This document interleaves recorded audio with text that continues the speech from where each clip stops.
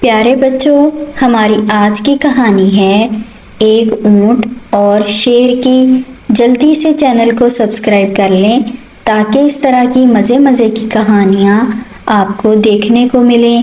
آئیے کہانی شروع کرتے ہیں۔ ایک دفعہ کا ذکر ہے، ایک گھنے جنگل میں ایک شیر رہتا تھا۔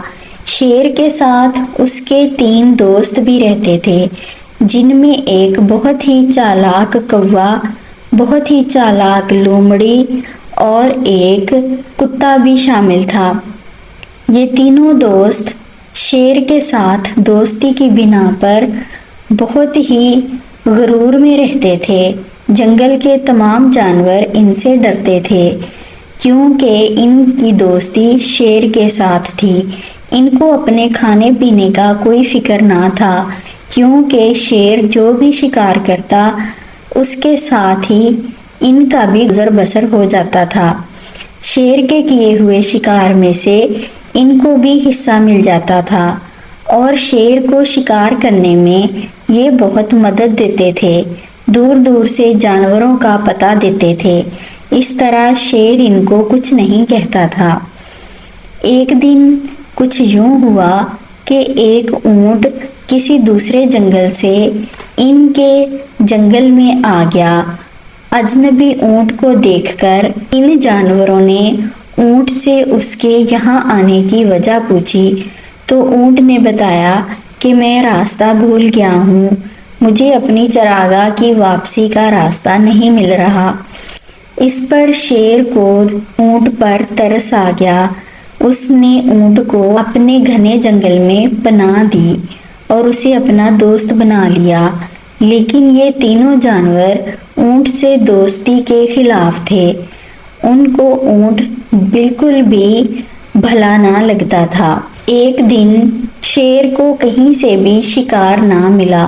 اس کے دوست جانوروں نے اسے مشورہ دیا کہ وہ اونٹ کا شکار کر لے، لیکن شیر اونٹ کے ساتھ دوستی کا دم بھر چکا تھا، اس لیے وہ اسے مارنا نہیں چاہتا تھا۔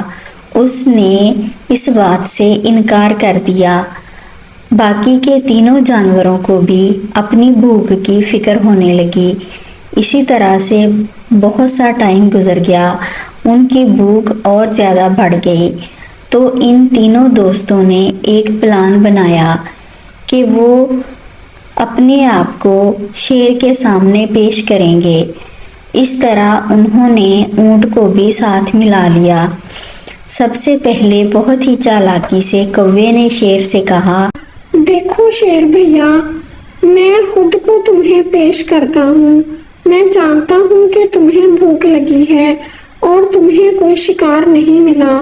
اس بھوک کے وقت کا احساس میں اچھی طرح سے کر سکتا ہوں۔ میں اس لیے خود کو تمہارے سامنے پیش کر رہا ہوں۔ تم میرا شکار کر کے مجھے کھا سکتے ہو۔ لیکن چھوٹے سے کوے کو دیکھ کر شیر کے منہ میں پانی بھر آیا، لیکن پھر بھی دوستی کی بنا پر اس نے انکار کر دیا۔ کوا جانتا تھا کہ شیر اسے نہیں کھائے گا، اس لیے کوا پیچھے ہٹ گیا۔ اس کے بعد کتے نے خود کو شیر کے سامنے پیش کیا، لیکن دوستی کی بنا پر شیر نے کتے کو بھی کھانے سے انکار کر دیا۔ اس کے بعد بہت ہی چالاکی سے لومڑی نے خود کو شیر کے سامنے پیش کیا کہ جنگل کے راجا، میں تمہاری بھوک کا احساس رکھتی ہوں۔ اگر تم چاہو تو مجھے کھا سکتے ہو، میں کہیں نہیں دوڑوں گی۔ لیکن شیر نے اسے کھانے سے بھی انکار کر دیا۔ ان جانوروں کی طرف دیکھ کر اونٹ سے نہ رہا گیا۔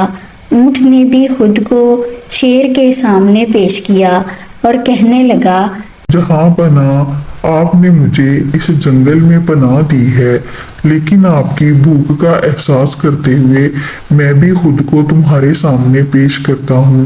آپ میرا شکار کر لیجئے اور مجھ سے اپنی بھوک مٹائیے۔